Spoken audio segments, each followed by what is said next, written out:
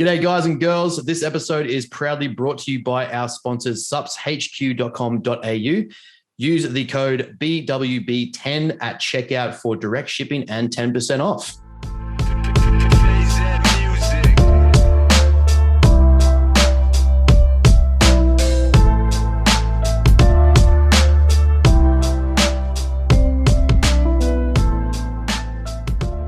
G'day, guys and girls. Welcome back to another Ripper episode of Bros with Brains, joined with a guest this week, the other half of STC. Call whatever you want. What the fuck is FTC? FTW? STC. We have big Jace on the podcast. We also have our main man, Scaffy, here. How are we, boys? Very good. Good to be here. Finally got I got an invite last year. I just didn't come. So yeah, you didn't you had a birthday or something, or you I were made away. up some excuse not to come on. Yeah, that's fair.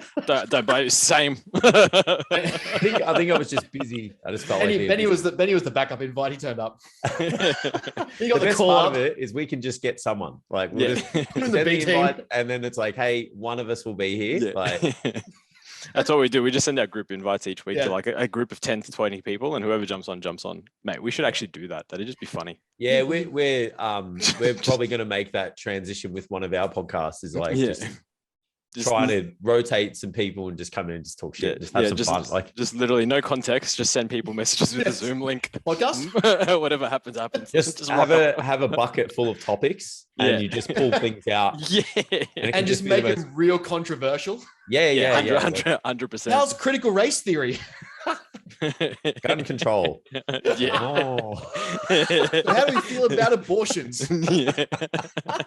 Really, Bray, that's a good way of breaking into the US market, guys. We're done. Yeah, exactly. And cancelled. Yeah. What's been going on, Benny boy? What's happening up there these days? Anything? Right.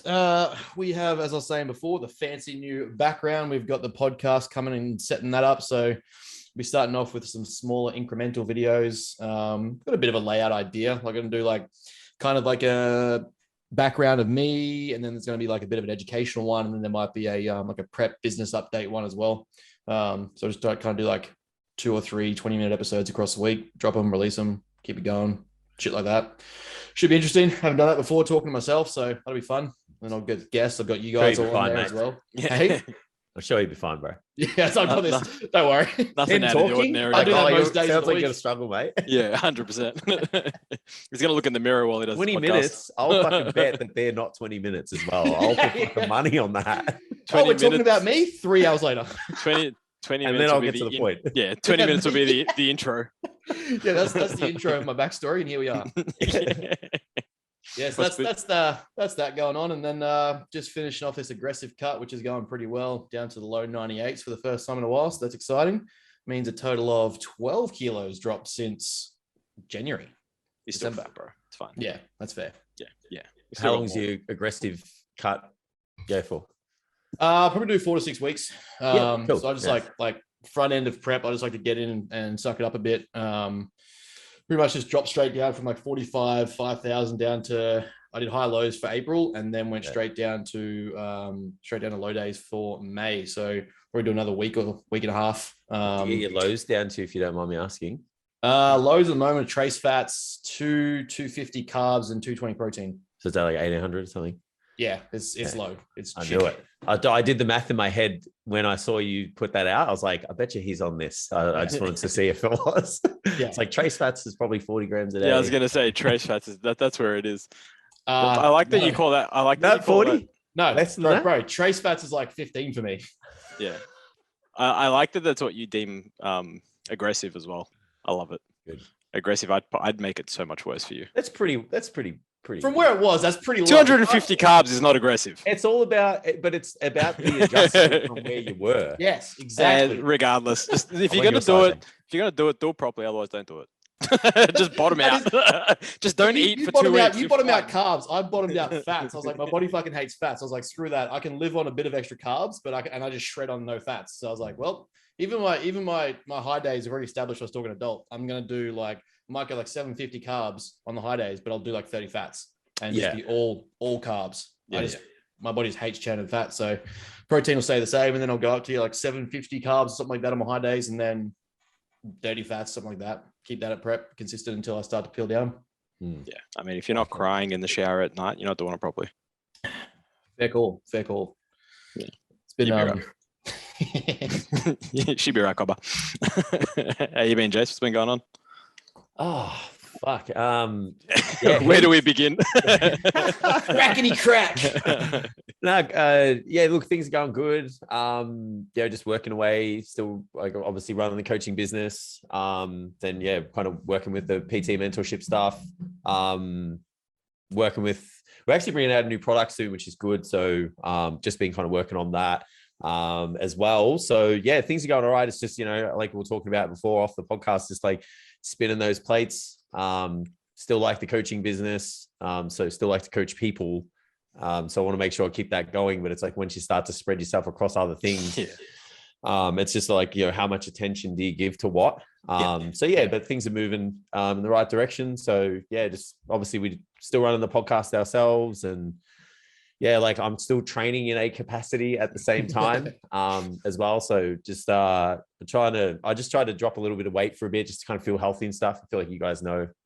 Once you kind of maxed out on the weight, I was like, fuck it, let's just see what how heavy we can get. Yeah. Got to like 105, which is probably not a lot for you guys, but it's like I'm 5'7". Yeah. I was It's a lot. Yeah, I was a fucking just a beefcake, man. And just unhealthy as fuck too. It's just like, couldn't walk up a flight of stairs. Just like, everything was like an insurmountable task. The wardrobe just felt shit. So I was like, fuck this. Like, I just need to have a little bit, get healthy, kind of bring some things down and stuff. I think I'm about 92 now. Yeah. How does that tighten up feel though? Hey, like you go through that period of like, I think I pushed to just under 111.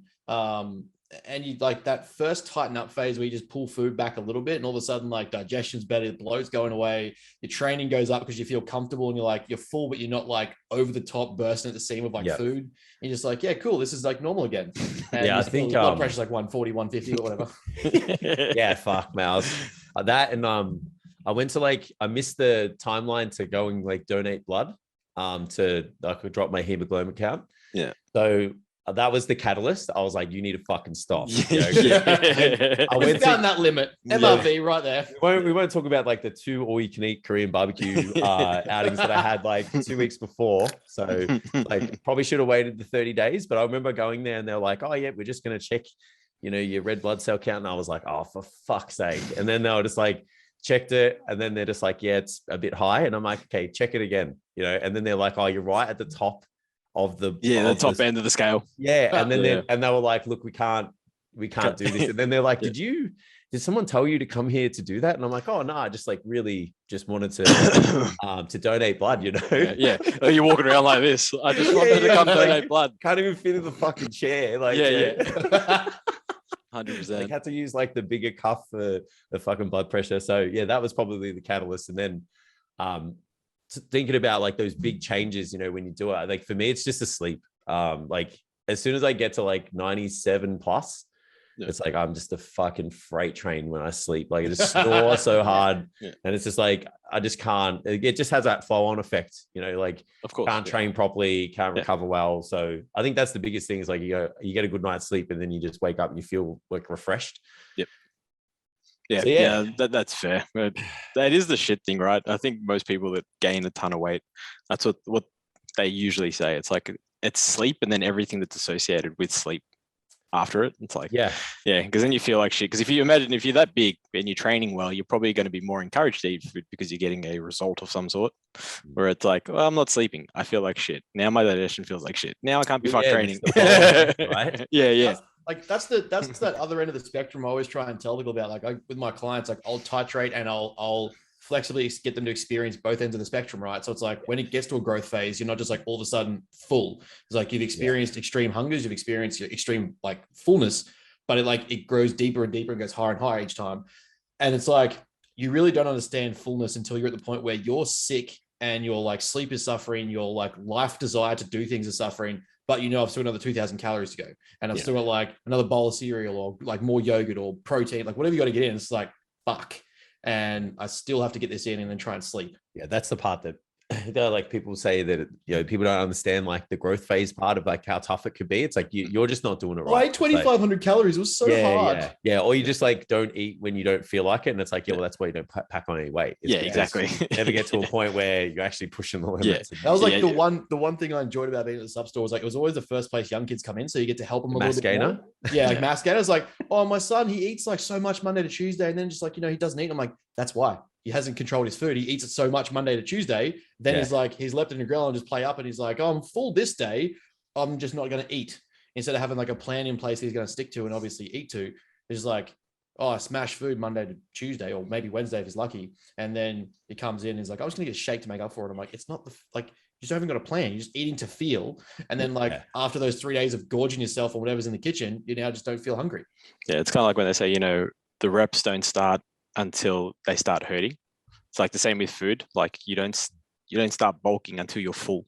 Yes. Then you start eating food. That's when it counts. People think it sounds great, but it's like, it doesn't matter how good the food tastes. It's 100%. Like, man, eating when you don't want to. Flavor fatigue is a thing. It fucking sucks. Like when you get to even like for some people, depending on size of spectrum, you're going from like 4.5 up to 6.5, 7,000 calories.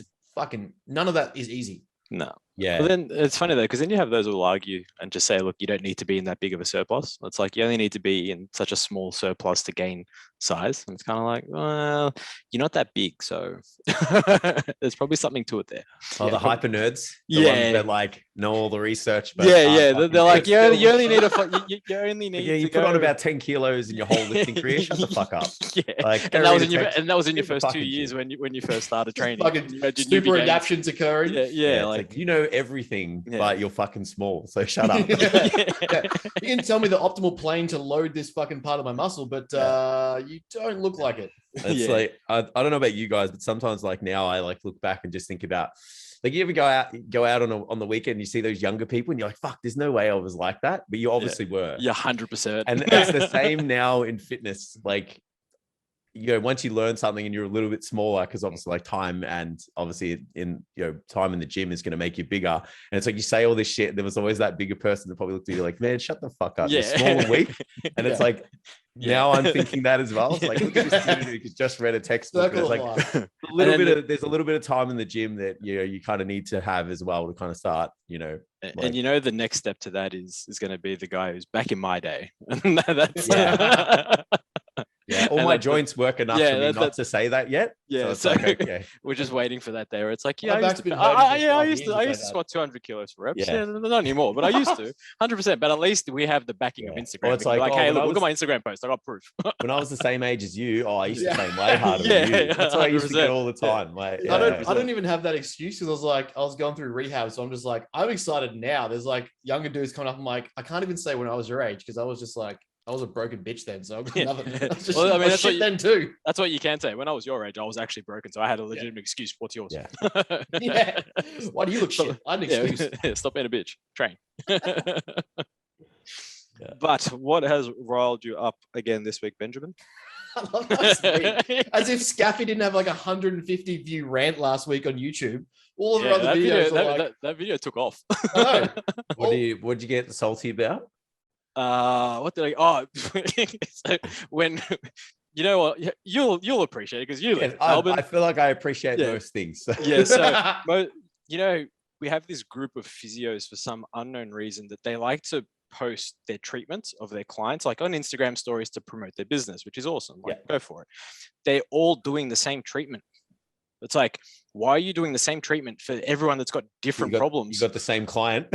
Like between like you're 5 or 6 different physios posting cupping, needling, all this, and it's like the person's probably gone in for an ankle injury and they're doing fucking needling on their right shoulder. Like, why? That's like the same program for everybody. I lost it. I'm just like, this is stupid. Yeah, no, I can see it. I can see it. It's like you present with a different pathology and you're getting the same treatment. Like, really? Like, sure. I don't know what they taught you at showing signs of cancer. Degree.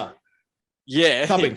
You fucking oath because cupping cures everything. I remember I went into I had a treatment once from someone who I got a referral for. I won't name names or anything. And then I remember like it was like I had a proximal tendon proximal hamstring tendinopathy. Right? Yeah, right. Yeah. And this dude started fucking like playing in my fucking jaw and like putting his thumb in my ear. Like, man, I'm telling you, I've never gotten to the point where like proper survival mechanisms kicked in where like violence was the option.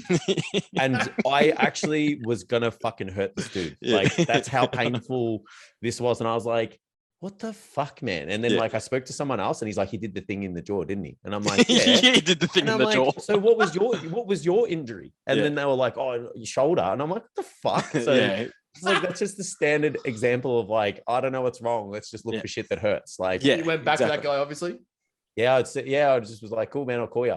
Yeah. It's been a week. Put me in. Yeah, it's amazing what a time under tension program does for a PhD. Just to fix everything. So I was like, yeah, later, bro. Fuck, man. Don't even start. Yeah. But yeah, you see what I mean? It's like you walk in, it's like, 4 different people walk in with 4 different injuries and you're going to get the exact same treatment because apparently that one treatment fits all. Right. Well, what pissed you off this week, Ben? Yeah, importantly. yeah, Ben. 2 weeks. Because I know you guys have gotten to this already. So tell us what's rolled you up now. Yeah, Ben. I feel like I'm tame compared to last week. Jesus Christ. I feel like it wasn't even that bad. Mate, I'm at like a 6. You came in last week at like an 11. Yeah, but I came in at 11 for like 5 minutes and then I got back out. So it's plenty of time for you. That's like performance records. 4 minutes too long. Yeah. But yeah, go on. No, so we had in your inference to always message me about rants. Yes. We had a listener suggestion to rant on PTs that in their model of prescription per se will attack a movement or rip on a movement, make fun of a movement, and basically imply phobia or fear of this exercise and how their program is going to be way better because they have optimal range of motion or optimal mechanics through their program, and end up trying to scare people off a certain movement or exercise. Now, we're not talking about like Bosu ball, squat, fucking overhead javelin throws, more like general exercise and just a comfortable fucking movement, and don't do this because it's going to be bad for your fucking spine, and deadlifts are going to cause flexion, which is bad for your spine, and fucking blah, blah, blah. And then everyone avoids doing them forever. Yeah. I mean, usually they do. It's funny because most of those fears come from a very old science, or a very old facet of science where it's obviously been disproven. If you're going to use the whole flexion in the spine for from deadlifting, for example, it's like, well, flexion of the thoracic isn't bad, but flexion of the lumbar is a bit of an issue. So it's like, context and movement within the exercise as well. Yeah, right? It's kind of like, well, you're not wrong. Like, flexion of the spine in a deadlift is bad. It's just which part of the spine, right? So, and I think then we have those that exaggerate, right, to make themselves stand out in the market, especially on social media these days. That's my 2 cents on that. Yeah, I think I was gonna. It's funny. Like, I don't know about you guys. Like, I feel like to make my own like brain and to work with my own mental health, I just type shit out and delete it. Yeah. So I don't know if you guys do that. It's like to make myself feel better over a day. I'm like, I just type. So I remember like yesterday, it's funny. I just typed out and I'm like, someone's always got a better program than you. Someone's always got the better diet than you. Someone can always sit there and look at like your program and say that theirs is better.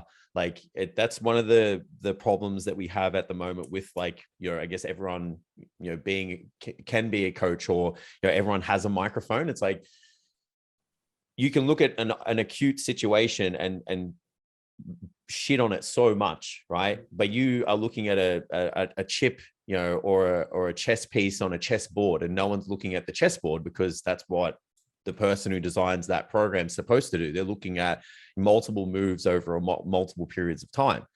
And then couple that with somebody who learns something new for the day, and doesn't quite understand, all of the moving parts of things. Or even just wants to use it as a scare tactic, like you said before, of trying to get somebody, to kind of work with them.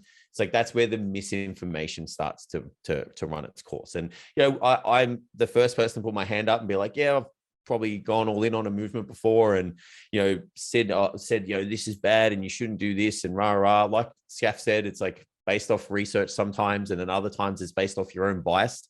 But it's like, realistically, how you apply it is the most important thing, and who you're applying it to as well. Yeah, I mean, we don't like to try and talk in absolutes. It kind of defeats the purpose of science. But I am going to go out on a limb and say, if it has the name Jefferson in it, probably don't do it. Just any exercise with the word Jefferson in front of it, just forget it. Don't do it. How am I going to target my specific adductor motion and fill out my quad as a bodybuilder? Unless you have like a massive fucking package, like I don't really feel like you need to do like anything Jefferson curls, Jefferson deadlift, Jefferson. No, just fuck Jefferson. He can stay where he needs to be, and we're just not going to do it. Like, it's not worth the risk. But that's all I'm going to say on that one. Why are we getting all rolled up here and Ben's just sitting back going like, oh, I got a question here. No, yeah. Well, that's great. I remember strongman throwing the line out. Strongman like 3 or 4 weeks ago, maybe a touch longer, maybe like 6 weeks ago. They had an event here in Vic, and one of the events was like a maximum 1 RM Jefferson deadlift, maybe. Yeah. Like, why? Yeah, but I don't know about you guys, but have you seen like the rise in like fuckery in fitness? Yeah. Like fuckery fitness is a thing, man. Like, you know, those guys doing like pull-ups with like the benches hanging off their fucking backs and shit. Yeah. It's like, it just seemed like I watched a kid deadlift a fucking stupid amount of weight on a skateboard. I've seen it. Yeah. Which is fucking impressive. Like, 100%. The skill involved in that is spinal durability. Yeah. It's fucking stupid at the same time. But it's like they get like 100,000 whatever views, you know, and it's like people just like to look at.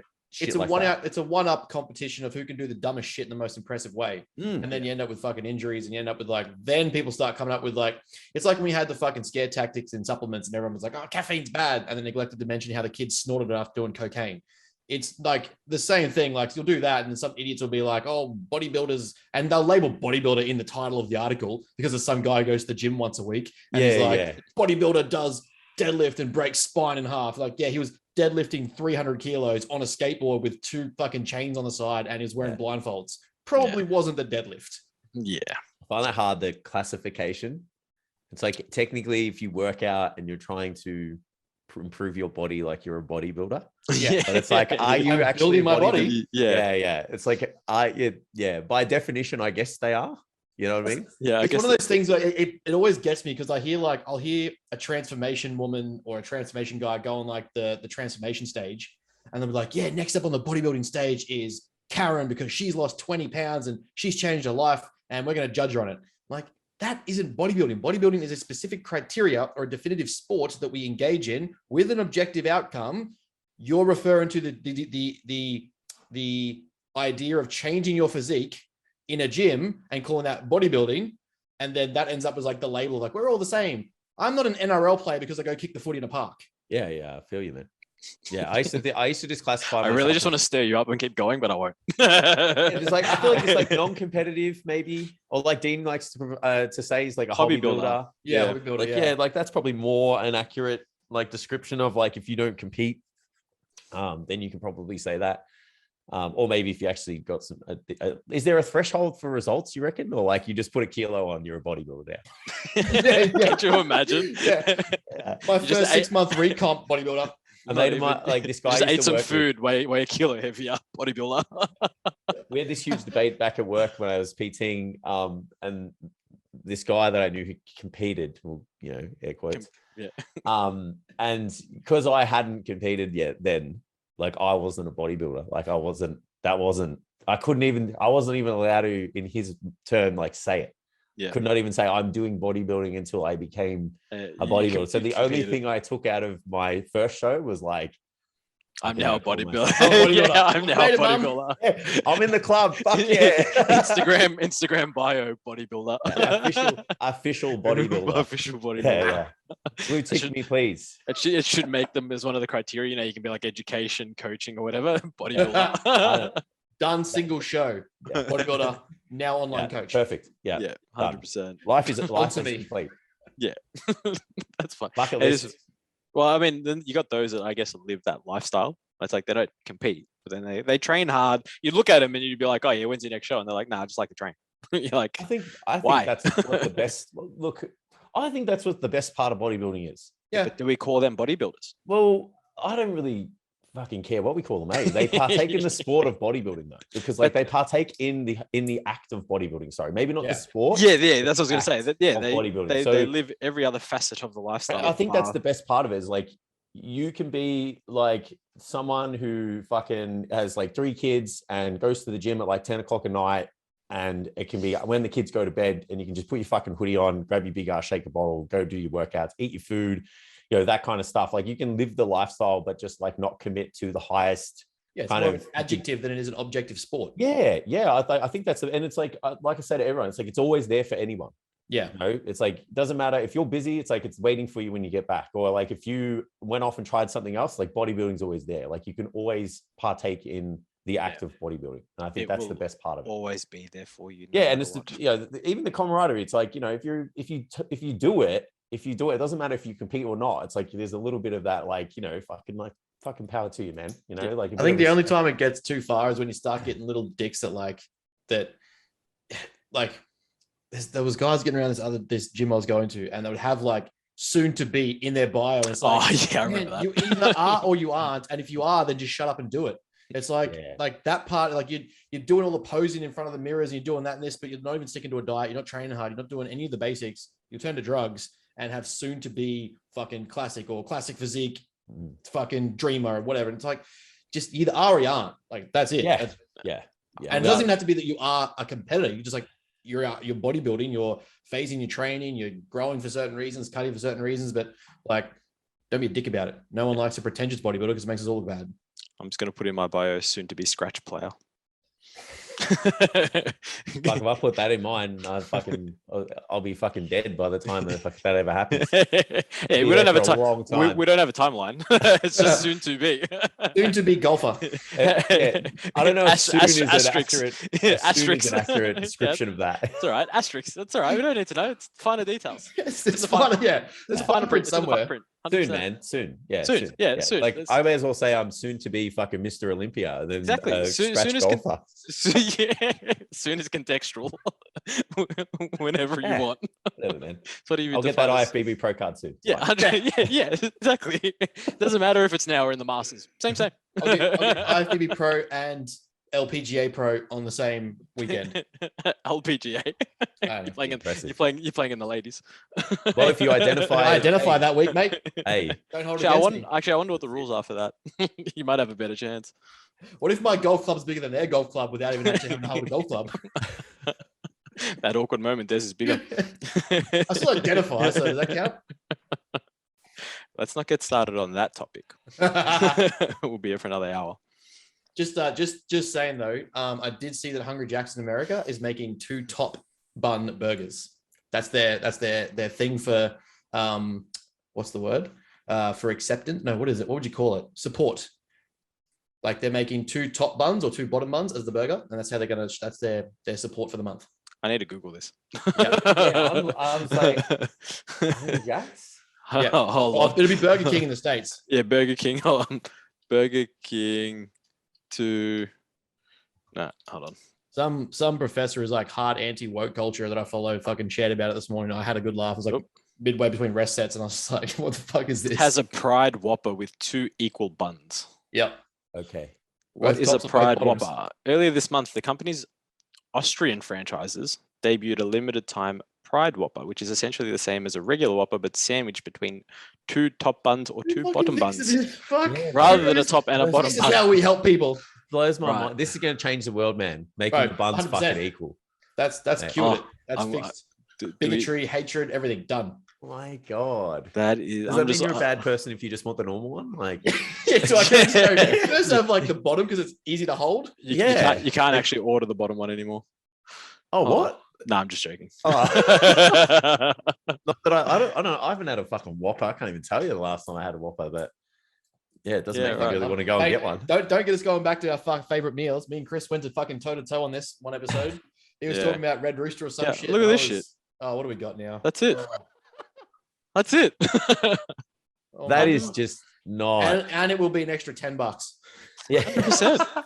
Which one would you go for if you had to choose? I wonder if you actually even have a choice. Or Yeah, do you get a choice? It's just whatever bun touch the ground. Oh, yeah. And they just give you whatever they give you. Surely there's more carbs in the top buns, right? It's got more dough to it. It's fluffier. Yeah. It's like, I want that, and I want the seeds for that micronutrients, right? Wait, Jace, I reckon you've probably done it because I have. Can you say you're a bodybuilder if you've not had a bun on a low carb day and you've taken out some of the dough? Have you done it? I've done it. I've taken it out not for macronutrient purposes or calorie purposes. It's just like you didn't like it. It's to fit more food in it. It's like a bigger burger. Yeah, so it's like if you bore out the carbs. Yeah. I just do it to cut the weight off the bun. Yeah. You can fit more. So chips what did you do? Like measure the whole bun? And you put the bun on there, and then obviously took out fucking 20 grams. Well, then I'll take off 20 grams of fucking.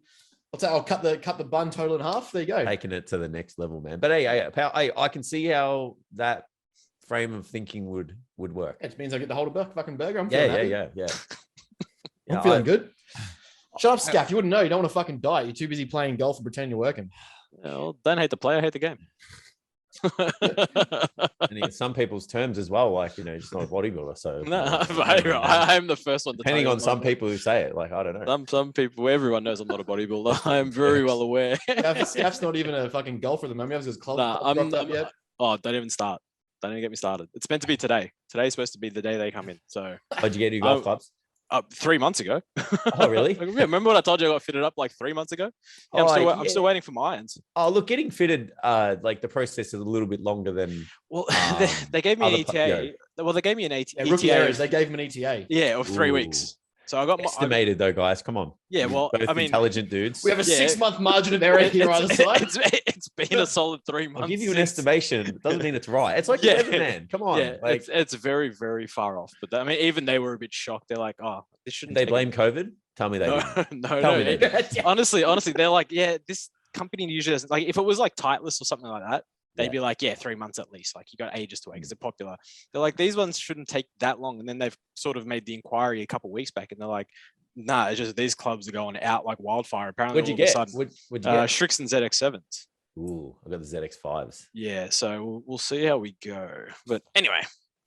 Good clubs. Yeah. Well, I was hitting with them, and I was like, it is really nice. And I got Callaway. I got them solely for aesthetic purposes. Yeah, they look nice. Yeah, they're very pretty. It's more so other people can see my club face when I'm swinging. Well, this guy must know what he's doing. Yeah, well, when I rock up, the bodybuilder that went for aesthetics, surprise. It's because it's literally when I rock up and I'll go to play, and if there's one or two people that I don't know, and they sort of look at my bag and they're like, oh, does he know how to play? And then I swing, and they're like, oh, he can't play. That's all right. It's all flex culture when you shit. Yeah. Well, at the moment, I've got. At the moment, I've still got. He just goes to the driving range, just stands there, doesn't actually swing, so no one can see. It's like everyone just, what's this guy gonna do? Yeah, well, nothing. I'm still in there. I'm just waiting till everybody leaves. Yeah. At the last hour. Tells everyone that have left that he did a fucking par 9. I don't know. Like, par 9. I just hit a 400-meter drive. Yeah, 100%. And then I woke up. Yeah. But yes, the real challenge will be when we go to Top Golf and he's actually got to aim his shots. We'll see how good he is. Yeah, 100%. Let's do this. I'm not saying I can aim straight. Aiming is the hardest part. What's that? Aiming is the hardest part. 100%. Hitting you good. You know what? They had the actual statistics of an amateur, the best amateur at a driving range, and he had a 30-foot dispersion on his driver. So it's dead center, 30 feet either side of middle. Oh yeah. That's what his dispersion was. Fuck. So in what world do you think I'm going to hit straight? This is the world's best amateur. No chance. I just have high standards. Yeah, so that's okay. So I'm okay.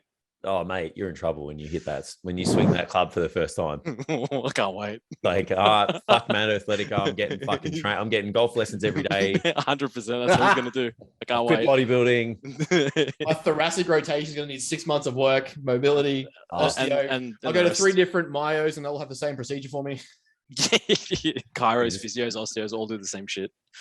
Oh, you got a sore back? We're gonna dry needle your hamstrings. Yeah. Just stick a thumb in your fucking start getting in there. That'll fix everything apparently.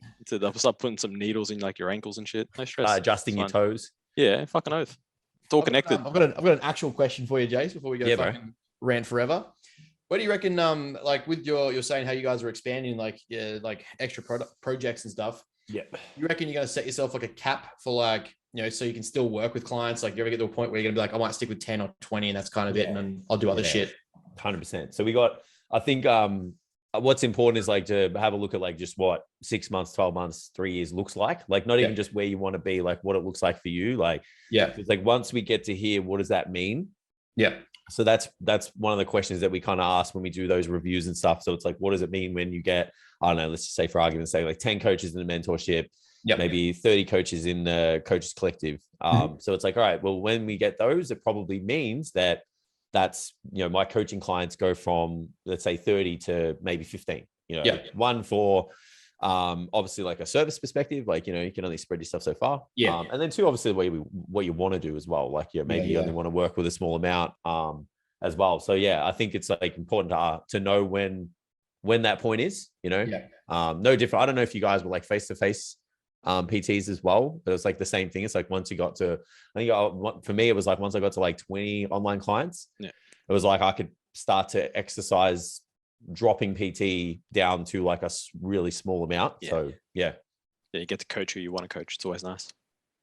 Just knowing when to take the plunge, because the last thing you want to do, which obviously been a culprit of in the past, is not actually having that question with yourself and just taking on more. And then it's like that just starts to fucking, you know, have a really bad effect across everything, because then you're doing all four, let's say, for example, areas of your business have done in a really shitty fashion. So starting to know when to outsource and when to start bringing people in and shit like that, or fucking, you know, this skill can go here and do this, and this person can go here and do this. Well, I think the beauty of it is like you don't necessarily have to probably like, even if like, let's say for example's sake, like if I had the 30 clients now, I wouldn't just like take the 15 that I didn't want because I went to X level with the business elsewhere. It's just like they would go to someone else within the business, you know, like you would just go, cool, you're probably better suited to this person, and, you know, we're going to set you up with that. So it's just kind of like knowing when to make that transition. And that the hardest part is like obviously having the right people. So so not even finding the right people, you know. Which you guys will obviously experience, especially you, Ben, kind of starting to maybe think about doing that. So I was like, one of the things I've got is like, I want to still have somewhere in person to send people, or have somewhere myself, which is like, as much as I don't not want to train in person, but I don't like being limited to one facility. Like, I just don't like that. Like, I just don't like the gym model anymore. Like, pay $300 for something that, you know, we offer the client and you have to honor, and then we'll start giving you money. It's like, and then fight for that marketing with the 15 other PTs. Like, what do you mean? I've thought so hard about this, man. Like, I still like to coach people, like face to face. Like, I did a session with a client, like met him for the first time face to face. Like, it was an online client. And it was just like I said to Ben today, it's a fucking waste of talent, I feel like, for me to just sit here and coach people online sometimes. Like, I just want to be in the gym. I thrive in the environment. But again, it's the same thing. It's like, I've got to go to the same gym. I've got to pay my $300 rent. And it's like, realistically, I don't want to do more than 5 to 10 sessions a week. So to go and do to make $300 a week, it's like your first 3 or 4 sessions. And then it's like, what, you're going to do 7? You know, you're going to do 7 more sessions. Like, it's just, then it's like, what could you do with that time? To, you know, maybe make it more worthwhile. So that's the hardest part. It's like, it'd be great if there was like a fucking PT passport or something that you could have. I approached my gym about it. I was like, look, I'm fucking, you know, for starters, the PTs are shit.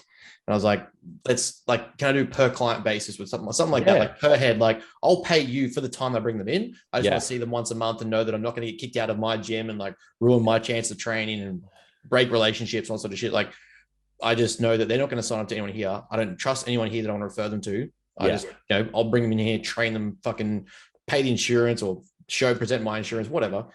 I was like, like, I'm bringing you people anyway, or they're already members. They're just with me and not someone else.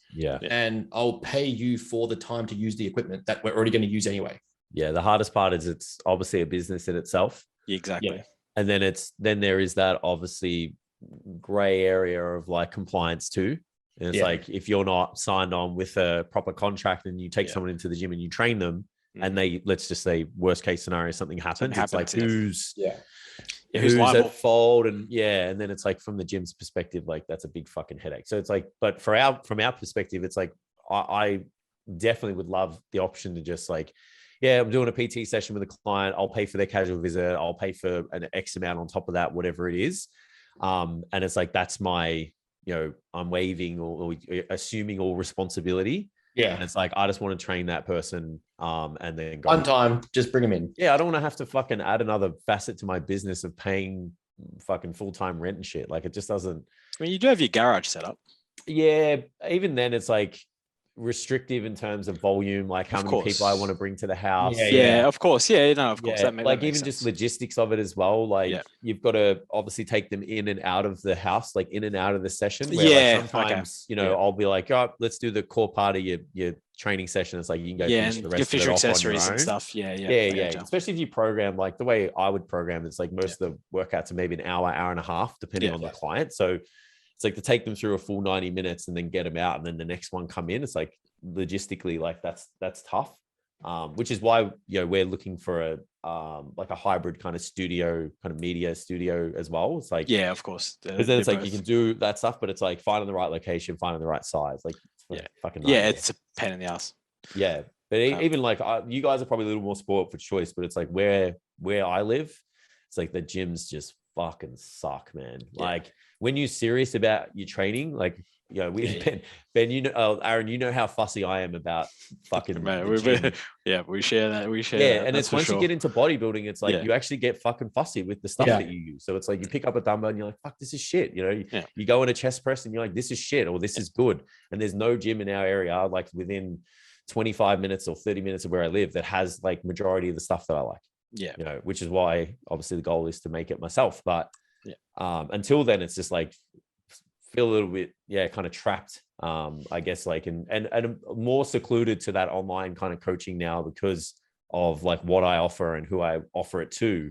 It's like I don't want to go into a shitty gym, and that's more of like a lifestyle gym, and then have my client come in who's wants to fucking grit his teeth and fucking get shit done, and it's like do a fucking Planet Fitness alarm going off, but racking lines of pre-workout before they making me feel bad. Get going. Out. Yeah, 100%.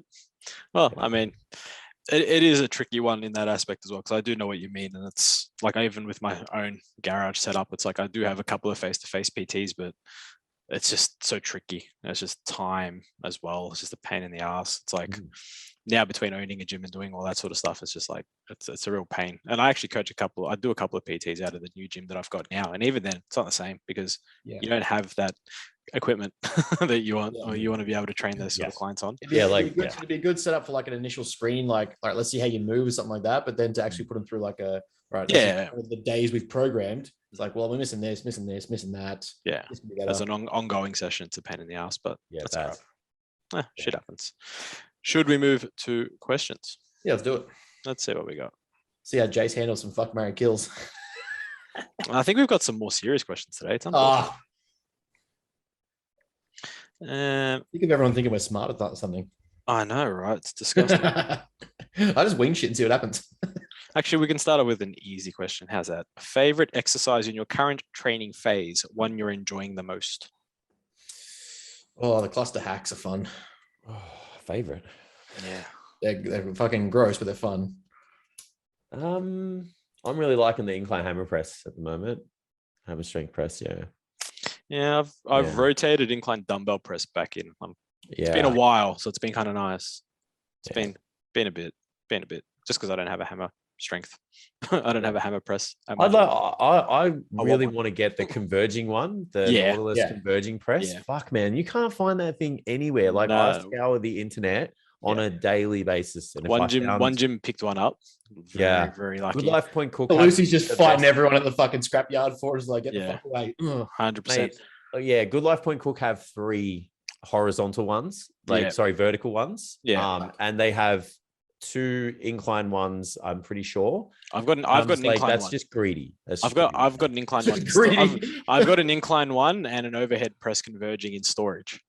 Yeah. Nautilus. So where's the location of that storage? Yeah. Just for a friend that wants to borrow Yeah, it. it's like I've got like 6 pieces of equipment or 7 pieces of Nautilus equipment in storage still. I'm just waiting. Prime do some good shit too. Like we played around with World Gym. They got like a good converging, like, you know, chest press that's, you know, laying down. Yep. And it's like neutral grip as well. So at Doherty's, they've got that in Brunswick.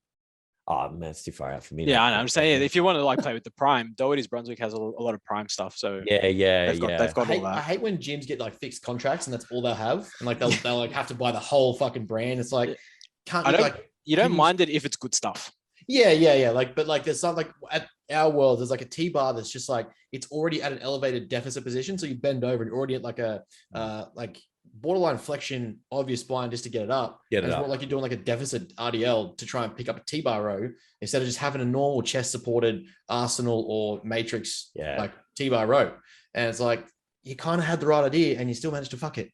The hardest part with that, like even when we were about to pull the trigger on our facility pre-pandemic, is like they sell you these lease packages and it's all equipment together. Yeah. And then like, I guess for me, it was not as, you know, kind of, I know what's relatively good and what's relatively not. But if you got someone who just owns a fucking gym, man. Yeah. They're like, oh yeah, we'll package this stuff together. And they're just like, oh, more machines, the better. Like, yeah. You know? We got Gym 80. We're going to spend an extra 20 grand on these useless pieces. Here's our fucking expressway that's got all this shit in it that we don't even know how to fucking use, that you don't need, you know? So that's the hardest part. Is like, it's people who own gyms who don't know shit about training, you know, where it's like, as soon as you get someone who knows stuff about training, like if you go down to one gym, it's like, it's kind of put together based on bodybuilder deck this out. Yeah. It's like what you get access to in terms of availability and obviously what you know in terms of knowledge, you know, and your patience too. Cause if you're willing to wait, it's like, you'll get kit that's like perfect. Yeah. You know, 100%. Which no one's gone to that level of thought that often, you know. No one goes to that level of thinking when they design a gym, and that's probably going to be the first place that I would like to design it from. Not this is how big I want it to be, and this is it's like this is the equipment that I want. Yeah, now let me find the space to fit it. And that's it. And it's going to be the minimum effective dose, but it's like this is what I need to work out, you know. And then it's like you'll attract people because of that, rather than, oh, it's got a fucking painting of fucking so-and-so on the wall. Like, that's cool. It's like, no. The gym's fucking good, man. Yeah. The equipment's good. It could be an empty paintings wall. On the wall. Go down the fucking alleyways in Melbourne and take photos of the and take a thumbnail. Fucking gym that's got the good shit, yeah? Yeah, 100%. Yeah. How to mitigate most negative effects of PEDs, understanding it depends on what you take and what not. Take less. Yeah, don't take them. The more you take, the more side effects. Define the side effects you want to mitigate, because like how to mitigate have some. Most negative effects of PEDs. Just don't take them. Problem solved.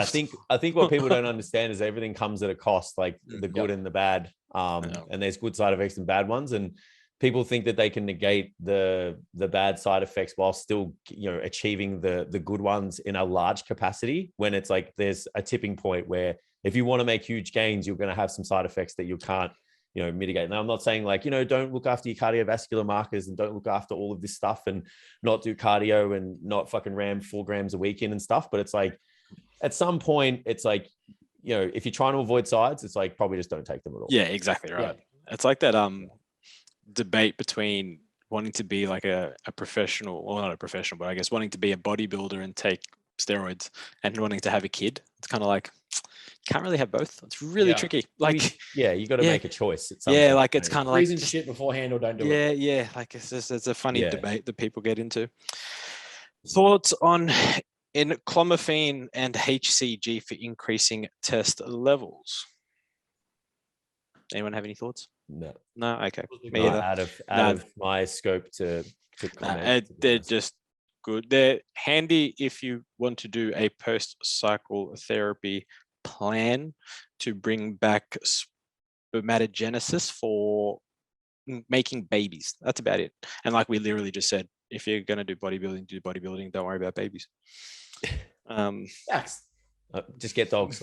Yeah, 100%. I think that's going to be the easiest way to do it. Would you rather have to work as a bin man or a Les Mills instructor to survive? Am I living comfortably? Yeah, well, I mean, Garbos make quite a bit of money. Yeah. If we're going comparatively on income, I feel like the Garbos making more. Yeah, I'm going Garbo for sure. I'm a garbologist. I'm going to go upper class Garbo. I'm going to start in the upper north garbology shores as well. of like Sydney, where I'm picking up garbage from. Yeah, even just thinking about like the work hours, it's like, Yeah. you know, if you're a Les Mills instructor, you're doing fucking like shabam and shit at like 8 o'clock at night with like all your mums. Fuck trying to be energized for that. Like you're trying to do a body pump at like 5 a.m.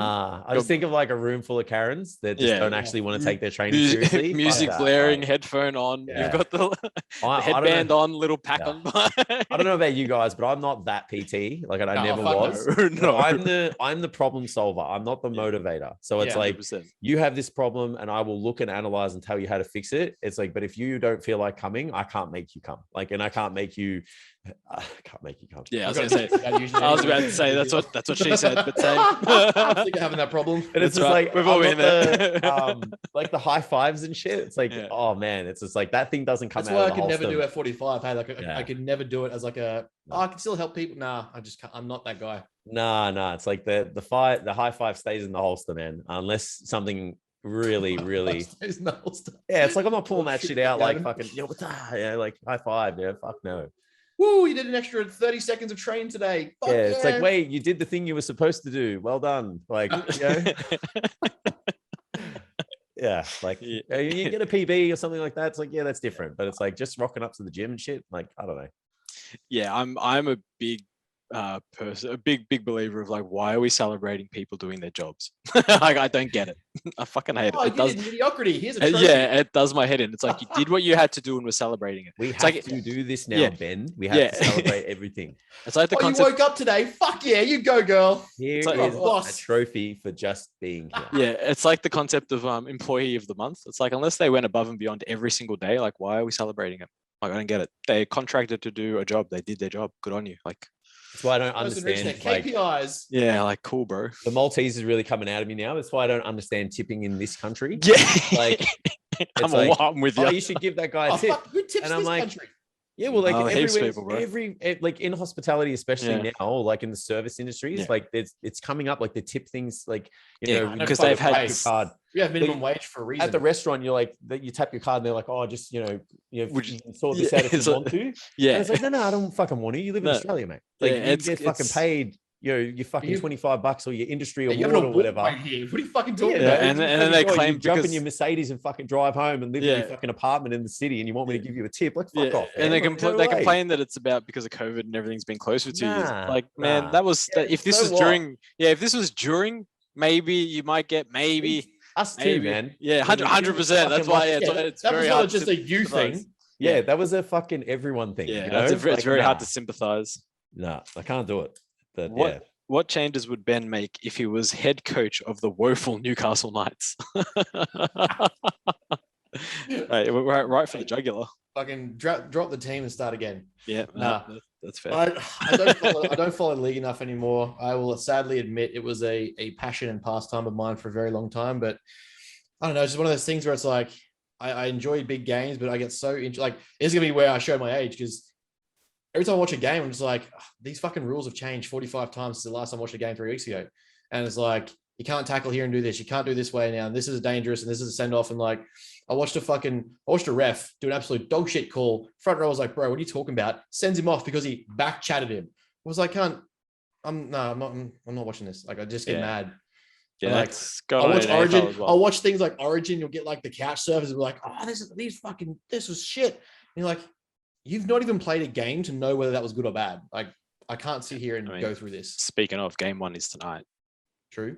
It is. True. Anyway, you didn't know that, did you? I did. Penrith halves. We're New South Wales winning. Yeah, probably. Has World's brand lost a bit of credibility, leasing to absolute flogs? We don't even have a World's gym down here, do we? Judges? Nah, not that I'm aware of. Let's have a look. John and Doherty have got an agreement. Don't step on my turf or fuck you up. Yeah, surely there's something like that going on, man. Like, surely there's like turf wars and shit. Yeah, I'm very, very sure we don't have one. Hey, there was up here. Fitness cartel opened up, and then apparently someone's car got set on fire and shit. It was a whole big thing. Oh yeah, I did hear about that. Yeah. No, I don't think we have a World's Gym. No, I think is it only Queensland and Northern Territory? Nah, Oh no, they've everywhere. got New South as well. New South Wales, Queensland, There's some in New WA. South Wales. Yeah, we did a seminar. On one. Actually, yeah, and they've got one in WA as well. One of my clients. Maybe it's just Victoria. Yeah, maybe it's got to be a Doherty's agreement. Don't want to. Is there one in actually? Is there one in South? Is there one in South Australia? There's got to be. I'd laugh if there's one in every other state other than Victoria. Then that'll tell you. Yeah, it's like saying it without saying it, right? Yeah, right. Are you googling it, Ben? Yeah. I need to know. World Gyms, South.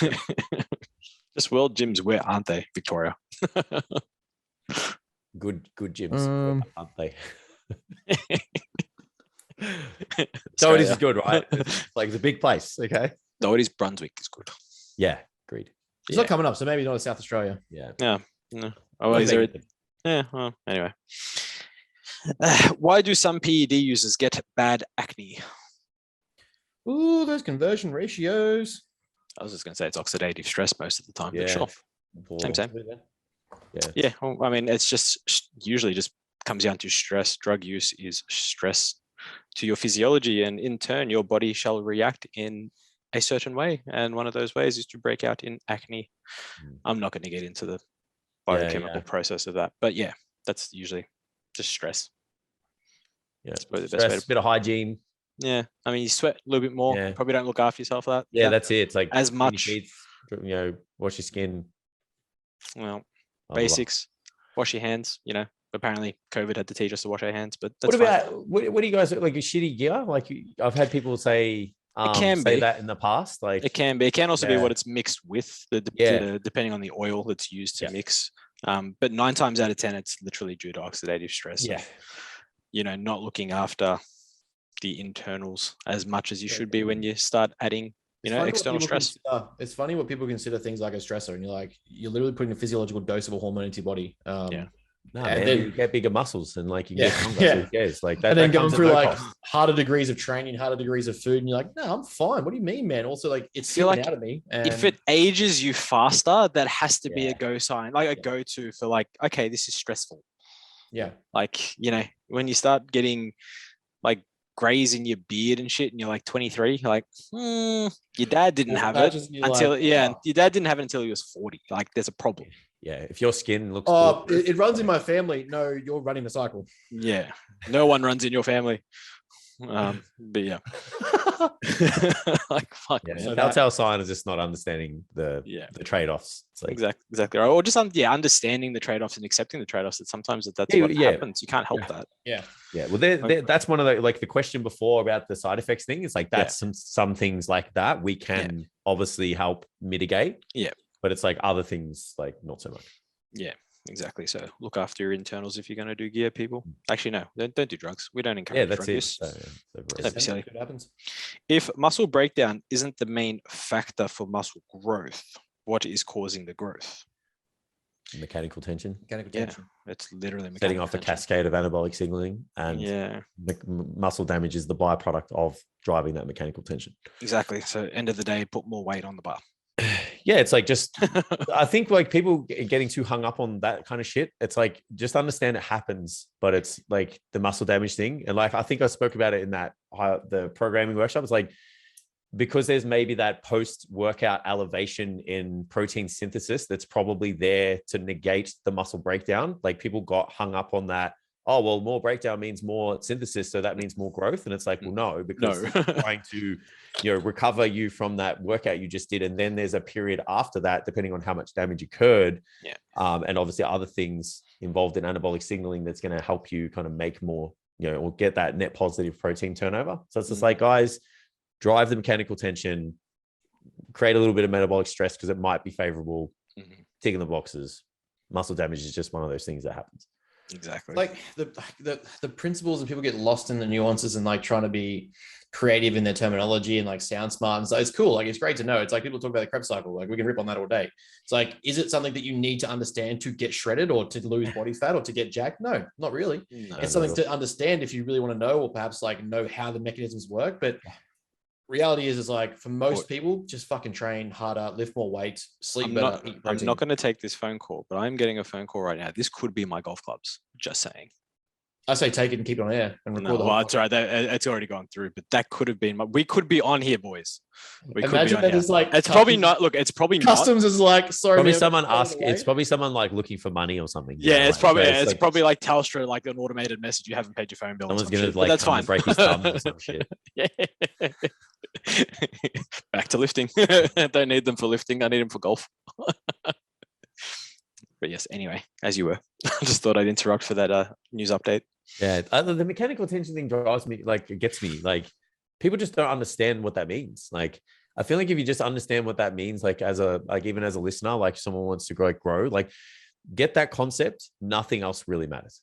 Yeah, like, and it's not just heavy shit. It's just easy to drive with heavy shit. Like, people are like, oh, it's heavy reps. It's like, no, it's not. It's fucking loading your muscles. Like. Yeah. And it's like having some form of progressive element to your training that adheres to the fundamentals. And it's like, you're good.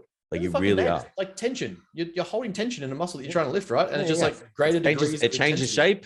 Yeah. And it's quantitative, like accumulative. And it's like, cool. That sets off a cascade of cool shit. Eat lots of protein. Do it every 2 to 3 hours. Pitching your reps, work them in fucking long and short fucking movements. That's it. Just do that. It's pretty good. It's pretty straightforward. Literally. I mean, I am in complete agreement. I have that conversation way more often than I should. I think trying to drive muscle damage is cool though, like in training, because it's like you just like you feel like you're working hard. Like I think that's what other people, like, people still kind of try to gravitate towards that. It's like it's that effort element, but it's like if you train strategically and put your effort in the right places, you get that same feeling with like a better long-term outcome. Like your periodization is better. You should be getting like 5 or 6 exercises where your fucking degree of intensity is like that high anyway, where it's like an extra 3 or 4 or 5 exercises in your session where you're trying to drive extra muscle damage, when just fucking train 5 or 6 exercises in your session to the degree that it's that intense. You're working 1 RIR. You're not going to need to worry about that extra fucking detailed shit. Just fucking train those exercises properly hard with a good rep range that's adequate to the weight you're trying to lift, and get that degree of failure. And you're like, fuck it, done.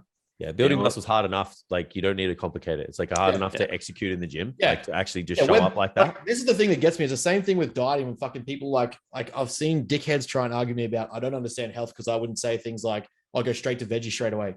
We've barely got a population of people that move as it is and fucking lift adequately or lift properly or lift with a reason. And we're trying to overcomplicate the whole system by being like, yeah, but if you're not hitting mechanical tension and then fucking not hitting fucking muscle damage and you're not holding for a 5-second TUT, you're a piece of shit. It's like, man, you're creating more barriers to entry. It's just fucking make it simple, make it understandable. Understand the point, sure, but don't make it so complex that you're trying to sound like a genius and then sound like a fuckwit in the meantime. Huge desire for over complexity with most things. Generally, it's obviously because of the degree of understanding. So it's like, but from some 3 guys who obviously did the whole muscle physiology thing, has done the whole, like, understanding the ins and outs of training. It's like, take it from us. It's like, just go in there, work hard, have the progressive element to your training, and just like go home and recover. Like honest, easy question to ask is, do you think Arnie was stressing about mechanical tension and then fucking, metabolic damage and then fucking muscle damage after that? It's like, do you think they were worried about that? They just shut up and went in and trained hard. They talked about training, they train hard. It's the times, like, it's those times why I never throw out the baby with the bathwater when people talk about bros and how dumb they are. It's like, yeah, cool, but they just go in and fuck themselves up. They might train like retards, but they train hard into a like degree of failure. If there's one lesson you take away from it, take a smart program and train with that intensity. Yeah, I've never met a bodybuilder who works hard that doesn't get results. Yeah, exactly. That's exactly right. And it's fundamental elements to it. Show up on a regular basis, work hard, eat protein, eat calories, rinse and repeat. Get enough sleep. You can get and go to sleep. 7 hours. Do it. That's it. That's it for questions from the listeners today. No would you rathers or no real fuck, marry, kill. Boring. I know, right? They're getting more and more educational as the week goes on. It's really sad. People think we're smart. Disappointment. Into this for knowledge. We have one episode on neuroanatomy and people are like, shit, they know something. We're gonna have to drop some educational questions. It's like, fuck. Our fault. We take ownership. We set ourselves up. Glad I wasn't there for that one. Yeah. Wasn't anything, believe me, you wouldn't know, my friend. Yeah. It was very simplistic and basic, and people, oh my god, they sound so smart. We did that. We just spoke about it. We just did it. Yeah. Bones are slaves to muscles, guys. Is that don't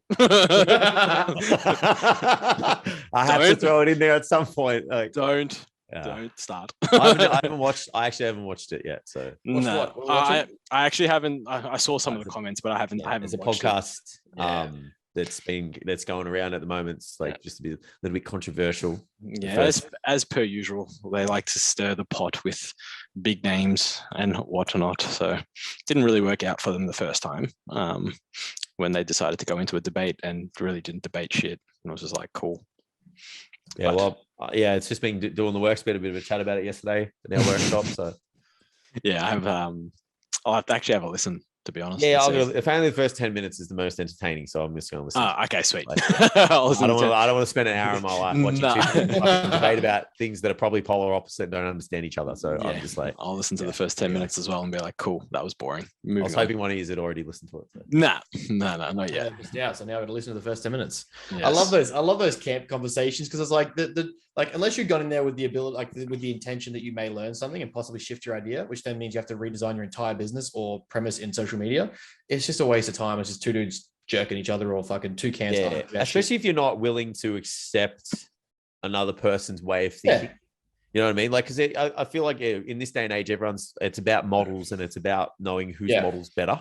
Mm-hmm. But it's like a model, no model is perfect and every model has its flaws. It's like, that's what people need to respect. Yeah. But we still, in this, like you said, camp mentality where it's just like, no, I have to decide. It's like, for me, I'd be like, I'm working out what works in both of those and then probably trying to add it to mine. You know what I mean? Right. It's always something in the middle as per usual. Yeah, and I'll spend most of my days, if I'm not fucking picking something for myself, like, see, okay, this makes sense. Like, I'll pick Scaffy's brain with it. I'll fucking book in my mentoring sessions with Dalt. I'll go through my programming and how that'll apply here. Like, there's 30 different coaches I know that I'm like, okay, they did this. And it's not to say that that's shit. It's like, okay, but I would see how I would do it this way and just apply that. And that's it. You then start to look at it and go, well, yeah, I can see to some degree, here's the middle. Their point to a degree over this side makes sense, but their point to a degree over this side makes sense. Why can we bring it together? Do you think it's less sexy from a outside in view that we think that way? Do you guys ever? Yeah. So like for us, like, I guess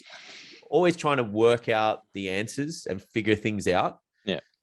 It's a blessing because we can continuously add to our model and make things better, right? All three of us have a model of thinking to train a person, especially the people that we work with. Like for us, it's bodybuilders, for whoever, it's whatever.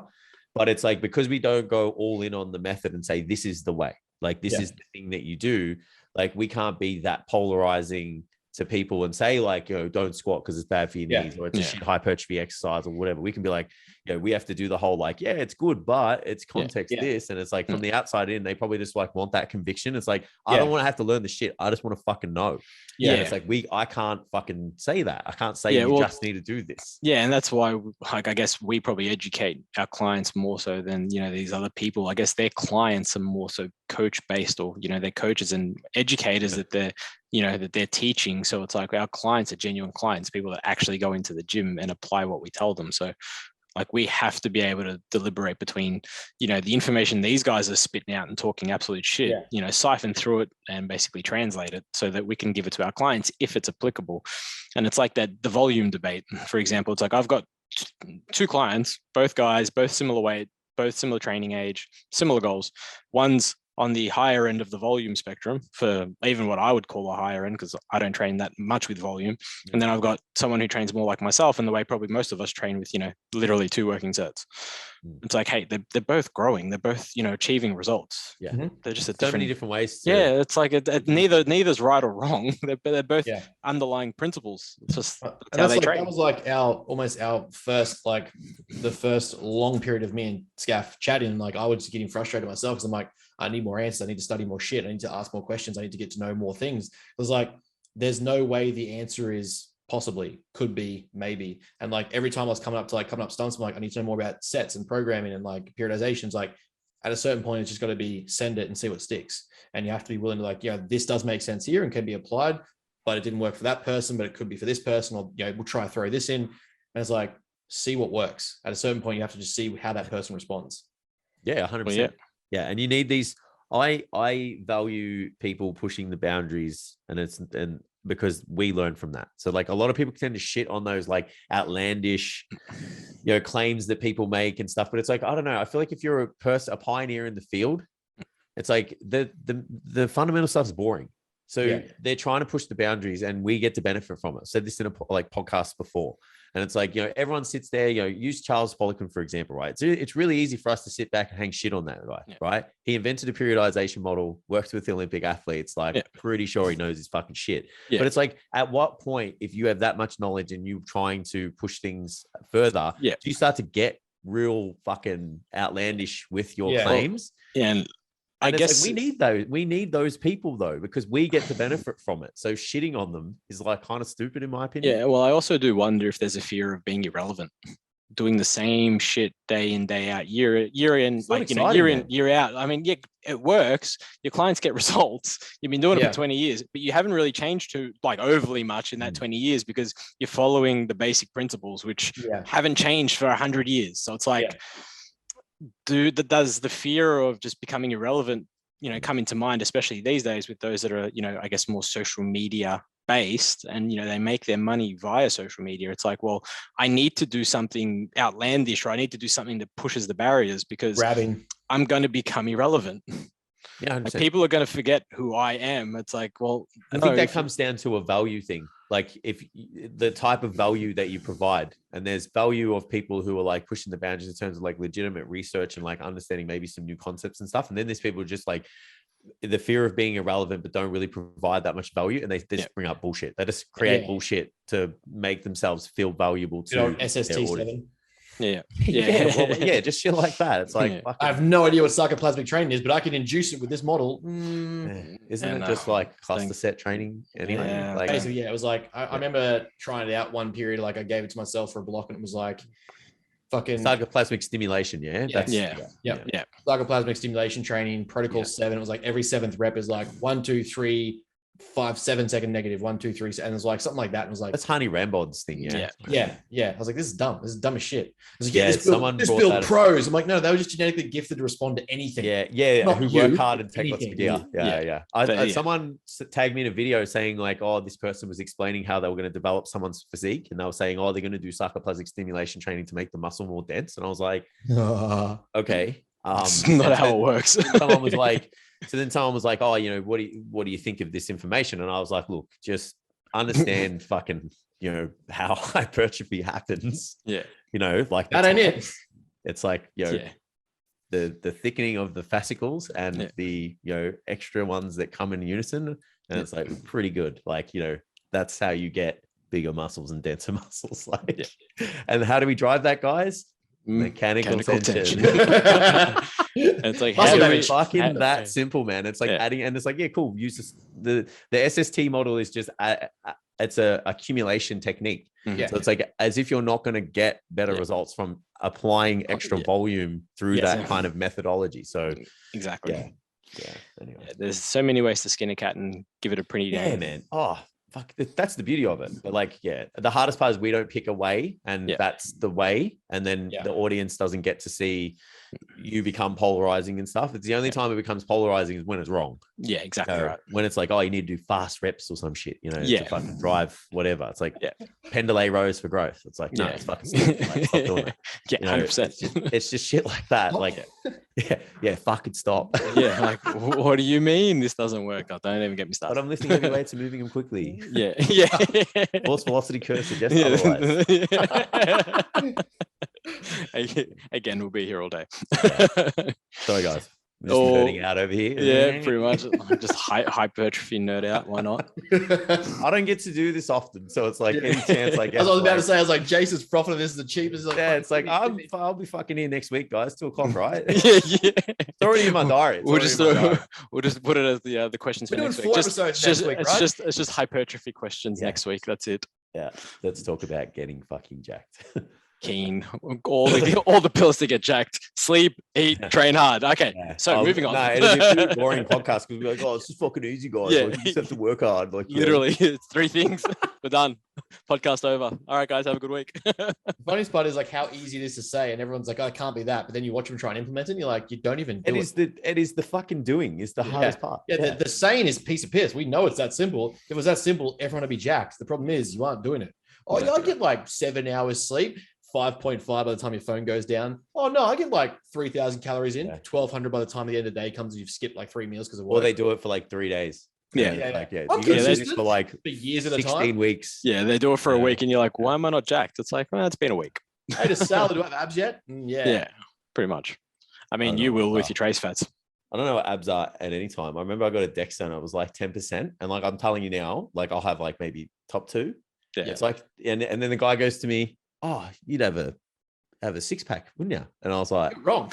oh, my parents' genetics suggest otherwise. Yeah, it's like when I did my cut and I got to like 9%, and I'm like, Fuck still my no life. abs. Like, I just I had a have to really tiny suffer. waist. I'm like, oh fuck Yeah, this. I have to suffer, man. Yeah. To see those last 2 abs, it's like Yeah. it's not worth it. Yeah, That was 100%. me in my last prep. Fucking, I said adult. I'm like, surely there's something else to bring it out because I have like a very protruding transverse wall, and like the lower part of my stomach is just like it's a very protruding like sort of density when it comes out. I'm shredded, very strong V line, but like it looks to me, I was like, nah, bro, that's got to go. How do we get rid of it? Like there's extra fat there. I'm like, what else? What else are we doing? How much longer deficit going? He's like, that's your fucking muscle, you idiot. That's how you're made.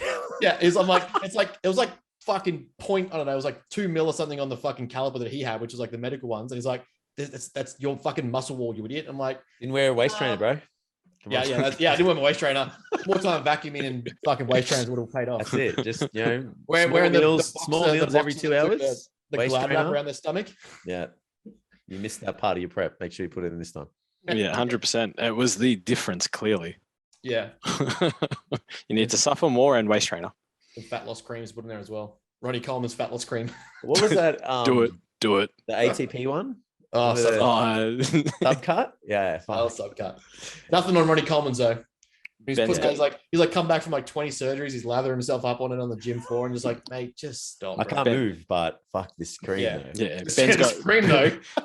Ben's got both. What you don't know is that both creams are laced with DMP. No, that's fine. Oh god, sign me up. Yeah. Fucking skin absorbed DMP. Woo. You just be yellow. Oh yeah. Yeah. You just like be rubbing yellow. turmeric on yourself. Yeah. It's like, what's that smell? Your body's dying. Yeah, literally, it's burning itself up. Anyway, well, that is it from us listeners. Thank you for tuning in. As always, thank you to Jace from STC. I'll get it right because I know who he is. Thanks for having me. We'll bring you back on for a hypertrophy nerd out. Yeah, definitely. We'll get the questions in and be like, all right, we're just going to have to let you know like last minute. So we'll put the questions up in the morning and it's like, oh, we got a lot of hypertrophy questions. Jace, get on. Jace, I'm just going to send you, the have link. To be free at 2 o'clock. Just going to send you the Zoom link. No warning. Just get on. Close optional. 2 o'clock's already in the diary. It's all good. Done. Anything that we need to know coming out from either of you lads before we do go? Just working away on this next course. What else we got?